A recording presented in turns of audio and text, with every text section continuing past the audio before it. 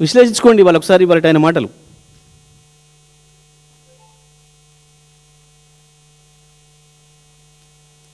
రాష్ట్రాన్ని ఒక దోపిడీ దొంగల్లాగా లూటిపోయిన చేనులో పడ్డట్టు ఎక్కడికక్కడ జలగల్లాగా పీల్చుకొని తింటున్నారు. రక్తం తాగుతున్నారు. తెలంగాణ ప్రజలు రక్తం తాగుతున్నారు. వీళ్ళంతా మొత్తం మంత్రులు, పాలకవర్గం అంతా. అది మీ ఆరోపణలనే, మీ మంత్రులు ఒకరి మీద ఎవరు చేసుకున్న ఆరోపణలను బయట పెట్టుకున్న విషయాలు ఇవన్నీ. నిజమే.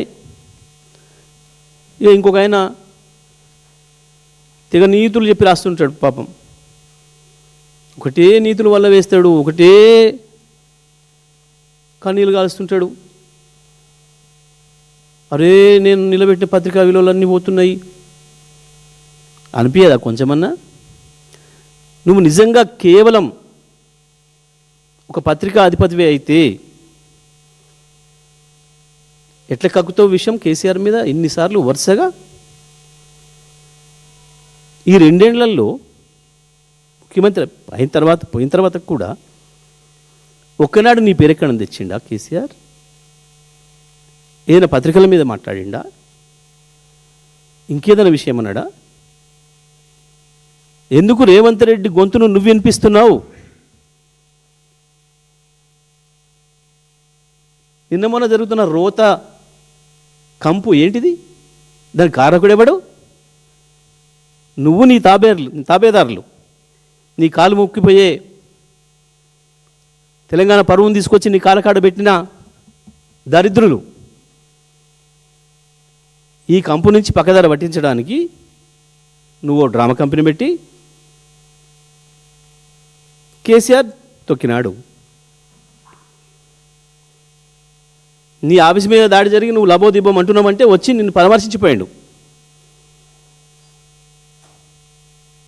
నువ్వు ఎంత విషం కక్కినా ఎన్నడూ కేసీఆర్ కక్ష పెంచుకోవాలి ఎవరి మీద.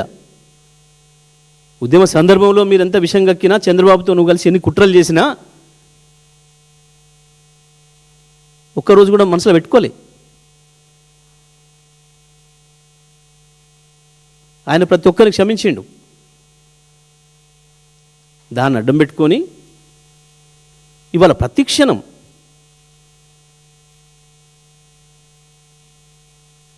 ఏంది నువ్వు రాసిన రోతరాత ఇయ్యాలా? వాస్తవానికి ఆ కథనాలు ఇచ్చిన ఛానళ్ళు ఎవడి పేరు చెప్పలే, ఎవడి పేరు రాయలే. కానీ ఇవాళ నువ్వు రాసినావు, పేర్లు రాసినావు. అసలు పరువు తీసింది నువ్వు ఇవ్వాలి.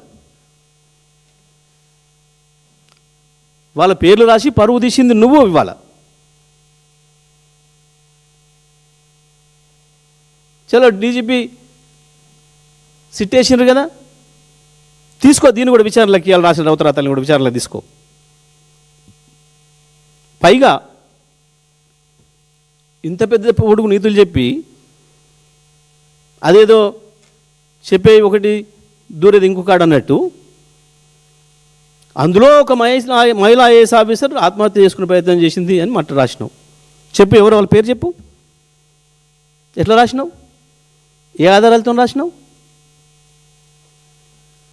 ఐఏఎస్ ఆఫీసర్ల సంఘం మీరు నిజమైతే మీరు చేసేది,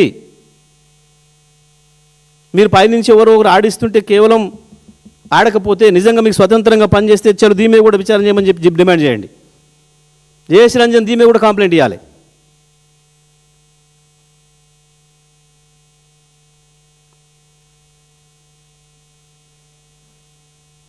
ఇవాళ మళ్ళీ ఆ ఛానల్ కూడా దీని మీద మళ్ళీ కథనం చేస్తుంది. మేము కాదు అసలు నేరస్తులకు ఒక అక్కడ నుండి చూడిపోమని.